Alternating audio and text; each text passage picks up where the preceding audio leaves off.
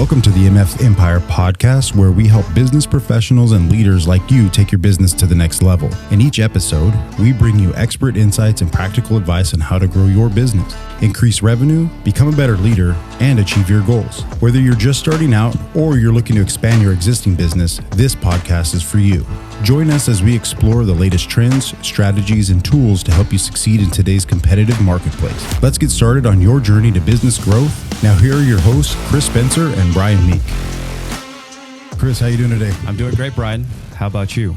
Oh, I can't complain. I'm excited for today's podcast. How about yourself? Yeah. This is the third rendition. Episode 3 of the MF Empire podcast. That's right. Brought to you by everything. By everything, but brought to you from down here in beautiful Old Town Salinas, from the HQ. So, what we're going to talk about today is the book that kind of started it all for both of us. You brought it to me. I think it was brought to you by somebody else, but the famous book, we talk about it all the time, Good to Great by Jim Collins. Sure. And we're going to just kind of dive right into it. We'll start with a little bit of what the book is, why, kind of how you found it. Right. And then we're just going to get right into chapter 1. So tell me about how you found Good to Great. It all started with my wife. She gave me a copy of the book, and I kind of, oh, great. This is, my wife comes from a hospital leadership background, and her boss at the time was very consistent on giving her books to read to advance her career and advance her skill set and knowledge to help her in her leadership role at the hospital. And then, so at the time she had read it and kind of passed it on to me, like she, somewhat does, particularly in this time. I kind of put it to the side and didn't really pick it up, and had all intensive purposes I wasn't going to read it. And, but it wasn't until my t-shirt guy, Daryl Garcia, really started talking about it passionately, like Daryl does, talking about the book, and really was fired up and kind of really encouraged me to read it, because he knew that I was on a journey of seeking knowledge, and also probably sent some stress, and there's opportunities that he probably saw in me that I could grow, and he offered this book as kind of like a lifeline to get some skill sets going and find some direction in my business. So, yeah. And then you turned it on to me. This was before we really started working together. Sure.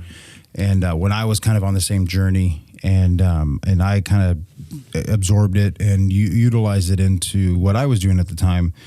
But really what ultimately Good to Great is about is it's a case study on, I think it was like 147 different businesses that Jim Collins and his research team. And they had like 15,000 hours of... Right. It was like over 40 years of case studies. Right. Exactly. So they have all this data, and really what they were looking for is what was the difference between what a good company was and what a great company was or is, right? And if you ever read the book, there's a lot of old school companies, Kimberly-Clark, Wells Fargo back in the 80s. Circuit City is no longer around, but at the time, what they were looking at is what made Circuit City great comparative to its comparison companies. And so, if you're a business owner, if you're an entrepreneur, professional leader, and anybody that's looking to make a difference in the business world, this is a foundational book, and you really need to dive into it. So, and for me, let me just stop you right there. It was like the first book that really slapped me upside the head and made a major impact on me. And so I do consider it the number one starting point in my own life.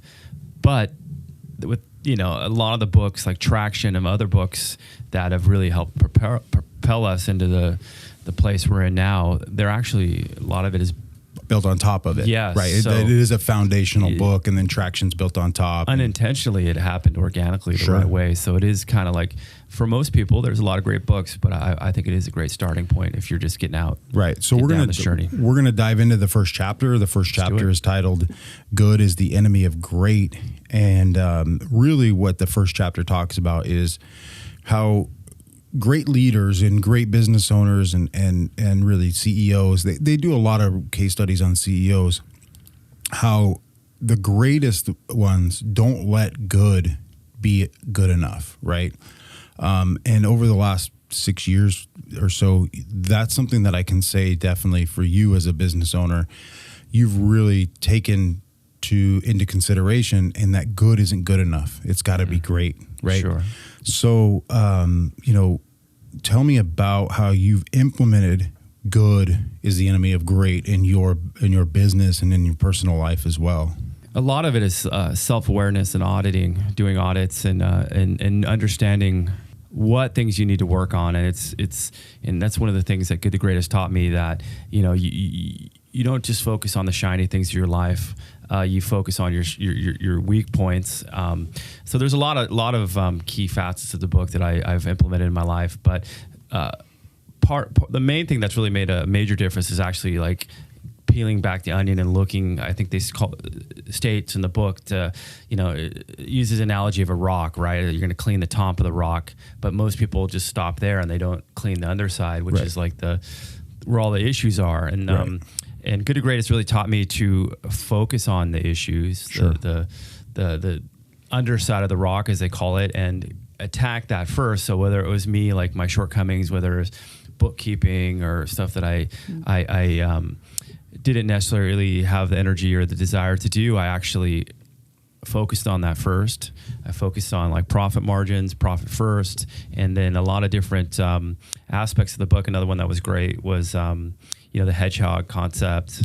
Not trying to be all things to all people, slowly chipping away. The tortoise and the hare, the hedgehog is very similar concept of being the best in the world at one thing, right? And that's selling a health food market that sells food, smoothies, supplements, and really focusing on that core business, and then not deviating like too far off. And there's just too many things to list. I think we'll get into each one of these chapters. Let's do that, because I think it's valuable. But it's been sticking to good is the enemy of great. Like the big thing is that you do have to realize, like, you have to have these big goals, these big, and in the book it's BHAGs, right? Big, hairy, audacious goals. Right.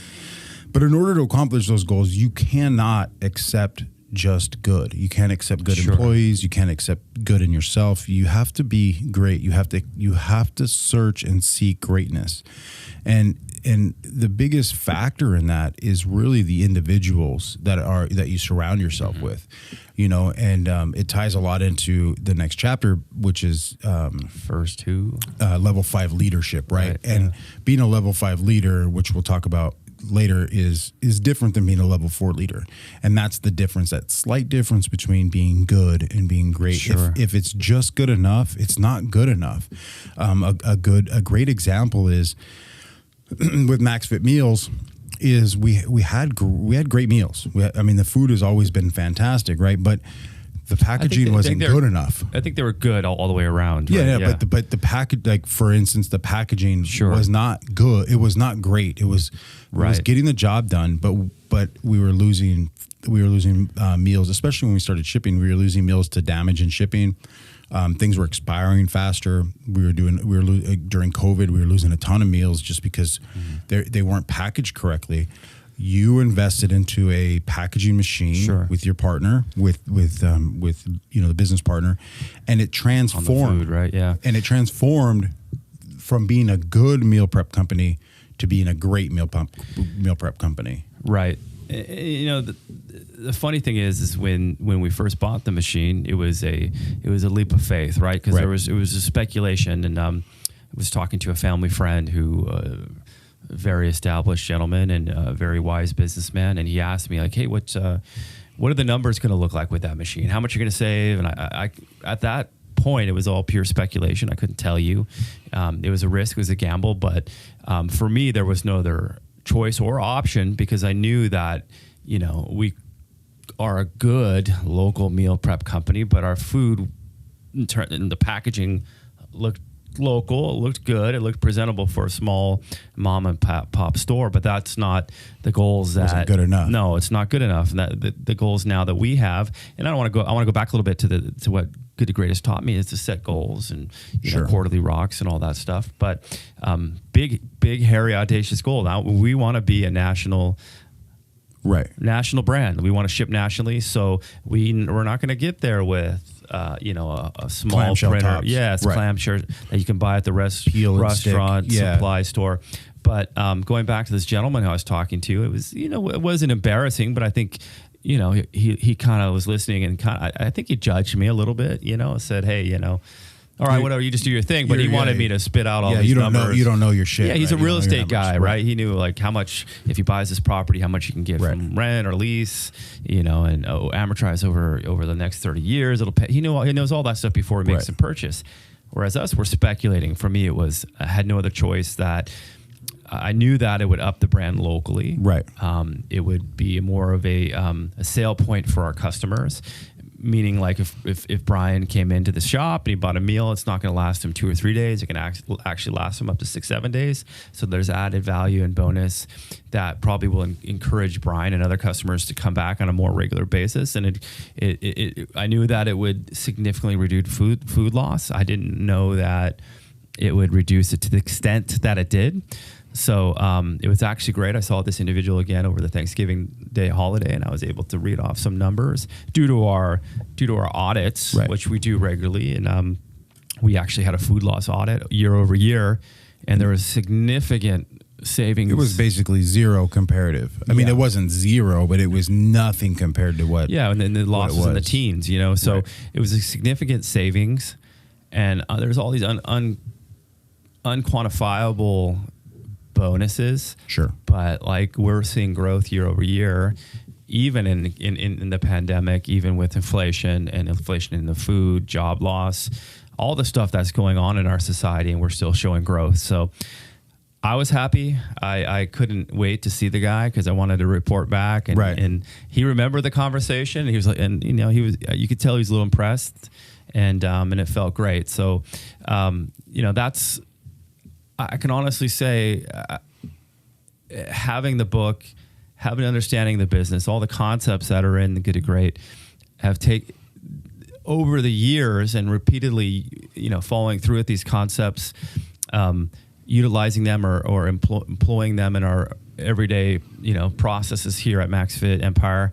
It has actually brought confidence. It's taken away fear. So I'm less fearless. I mean, we've invested on the food partnership aspect. I mean, I've multiple 6 figures into this equipment. So I honestly would not be here if I didn't have that starting point with Good to Great. So there's so many concepts that any entrepreneur, whether you're a long-time entrepreneur, intermediate, just starting off, you can definitely turn your world upside down, and I for the good. For me, at that time, I was managing union employees, which if nobody's familiar with union employees, they don't always have the mindset of greatness. There is a lot of complacency in union employees. There's a lot of complacency in the protection that they have. And listen, the guys that worked for me were fantastic, but I knew I could squeeze more out of them if I just pushed them. And I told them, like, we're not going to accept anything less than being the best.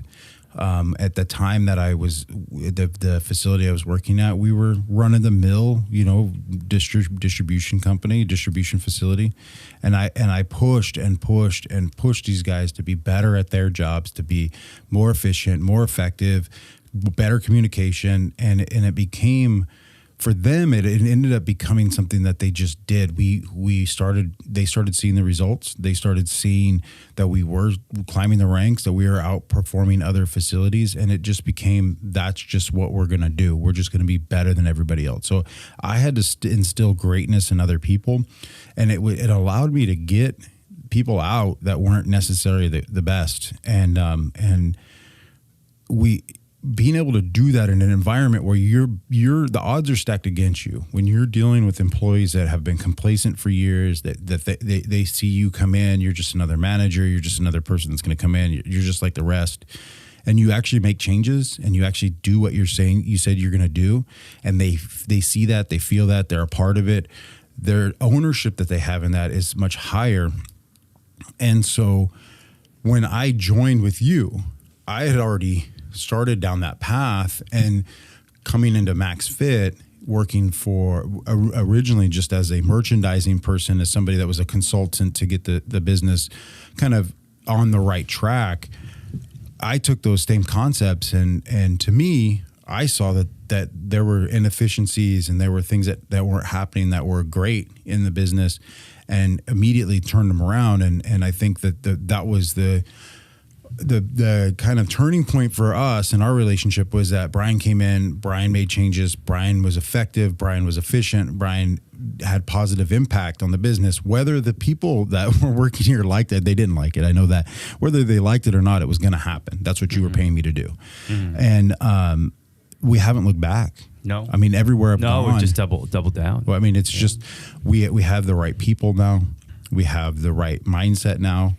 We have the right customer base. Really what it ultimately comes down to is we live and breathe this. This is why we're teaching business owners, we're teaching entrepreneurs, we're teaching leaders this stuff, because we know it works. Well, it's an actual reality that we live through. We went through it. And I want to also emphasize that it's not going to happen overnight. It didn't happen overnight. This was 17-ish, right? 17. But August of 2017 is when I first came on board with you. So you're talking 5+ years. 5+ years. And I'm not saying it just started to work. Sure. But like that goes back to another key concept of the book is the flywheel effect. And I don't know if I'm getting too ahead of the chapters. We're going to get into that. Yeah, so we'll talk about that. Just remember the flywheel effect and the principles of that. Right. But, you have to start walking down the road. And I would say about halfway through this journey, things really started to take steam, and now they're really flying. So I'll exercise some self-control and let you continue on with the chapters. Well, I mean, at this point, we're going to go into, the big takeaway for our listeners as far as chapter 1, which is the good is the enemy of great. If you were to distill that one concept down for somebody that's listening to us that wants to become better in their business, better as a leader, better as just an individual. I mean, this isn't just business stuff. This is actual. You can use these concepts in your personal life and understand that if you're just good, you're not going to be good enough. Sure. You'll never become great. You'll never do great things if you accept just good. And that's not mediocre. Good is better than mediocre. So if you're accepting mediocrity right now, you're not even accepting good. And if you're accepting good, you're not accepting greatness. You are not, your expectations aren't there. You have to have the expectation that everything that you do, everything that you say, everything that happens in your life needs to be great. And that's a pretty blanket statement that the first chapter alludes to and the chapter is named after. But what good to great does is helps you get to that. Sure. Gives you the core concepts of being great. Yeah, everything builds on top. In terms of being a late leader, because I know a lot of people are mediocre and they're good, but they're good by weak practices and weakness in their own. Yeah, they have skills. They're competent. They're intelligent. Learn leadership ways that are not serving to the business, but can make a good business. But this is really a case study. Right. Like we said earlier, 15,000 hours. Many people worked on this book, so it's not just an individual author. It is penned by Jim Collins, but it's accumulation of a lot of applied knowledge and understanding. So that's chapter 1 of Good to Great, told by Chris Spencer and Brian Meek from the MF Empire podcast. We're going to go through all 7 or 8 chapters of this book. We're going to talk about each one. So you gotta wait. You gotta listen to the next chapter, or get the book if you want. Yeah, we'll put a link to the book in our bio. You can click on it. It's Good to Great by Jim Collins. Amazon, obviously. Chris, how do you consume this book? Audio. Same. Audio. Right. If you're driving your car, if you're a busy person, there's always some opportunity for you to listen to it. If you want to read it, it's pretty dense. If you're into data and you're into case studies and you're into graphs and stuff, pick up the book. It's a great book. Don't get me wrong. I've read it, but audio is so much easier for me to consume it.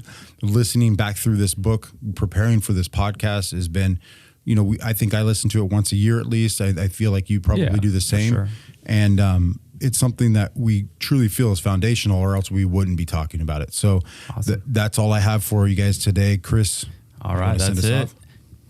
Thank you for listening to another amazing episode of the MF Empire Podcast. Deuces.